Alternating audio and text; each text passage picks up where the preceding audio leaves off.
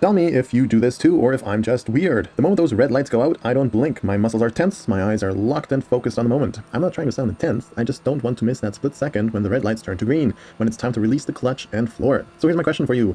Do you have something like that, some weird ritual you swear actually helps? Because I'm not sure if I'm going overboard, or if we all do this in some different way. This is a GT4 race recap, but not a lap by lap breakdown. This is a perspective, real perspective, the stuff I've learned over the last couple of months that actually changes how I race, not just in the GT4, but in all the series I'm driving in. Lots of moments where I'm asking why I do what I do. This one's no different. So let's see what happens. Cold tires, that's the first problem in GT4, but really all racing series, Mazdas, ovals, whatever you're driving.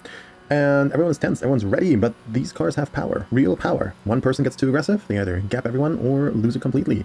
I'm watching the lights, not blinking, eyes on the distance ahead and on cars behind. But rolling starts, that's different. I never know when the cars ahead are going to go for their move and start going, and my focus shifts entirely to survival mode. Don't be in a bad position, I'm telling myself, don't get hit, that's it.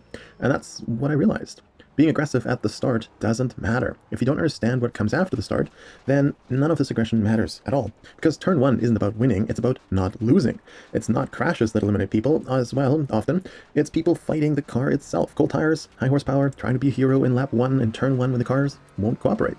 So I'm not going for first, I'm not chasing position, I'm going for one thing and one thing only. Survive turn 1 in one piece. That's the entire early race strategy right here for me. That's what I'm trying to do from now on. Over the last couple of months, I've been working on just that for turn 1 as my strategy. Some of you more experienced drivers will add to this, and you'll find easy overtakes, you'll identify weaknesses, and you can pick up those low-hanging fruits right away in turn 1 in lap 1.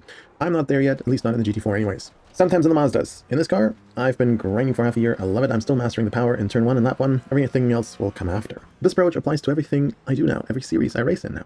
And I think there's real value in it, at least for where I am skill-wise in iRacing. If you're at a similar level or just starting, you might find the same thing. And that changes how you think about the first lap completely. You're not aggressive. You're controlled, deliberate. That's the difference between people who crash constantly and people who actually know what they're doing, at least a little bit, as they're starting out and getting better, starting that initial journey of improvement in iRacing. So turn 1 goes clean. I'm in the midfield now, it's not great, but I'm still here. Laps 2 to 4, that's where the real races can happen, where they start to happen. The tires are warming up, the field's settling, everyone's learning each other's driving style, and I'm realizing something I didn't expect when I first got this car. The Porsche doesn't reward aggression, it rewards patience. Everyone's trying to pass by lap 2. Or even lap 1, some of the people, as mentioned earlier, and they got this power and they want to use it. Makes sense, I was the same way, but the Porsche example here, the car I'm driving, and every other GT4 car, they have limits. You push too hard, too early, you overheat the tires. You understeer into the next corner, you lose 5 positions before lap 5. But wait, be patient, let the tires come in, then you've got pace nobody can match. I learned this the hard way. It took me a while to understand what I was actually doing, what was happening in the car, and how that translated into the feedback I got from the equipment I had jerry-rigged to my seat, basically. The wheelbase, the steering wheel, that rumbling intensity, how that translated into what the feedback was from the car. So was it cold tires? Was it my driving? Well, it was both. Pushing too hard on cold rubber, that's my fault. Going too long into a hard braking zone on overheated tires and overheated brakes, that's also my fault.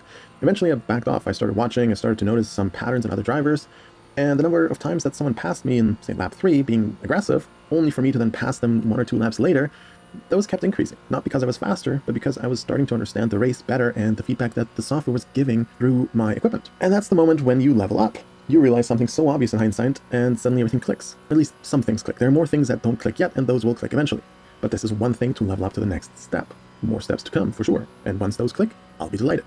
I don't know what realization will come next, but when it does, it'll be awesome. That's iRacing, constant discovery, constant moments where something finally clicks and you think, why didn't I see that sooner? So obvious now.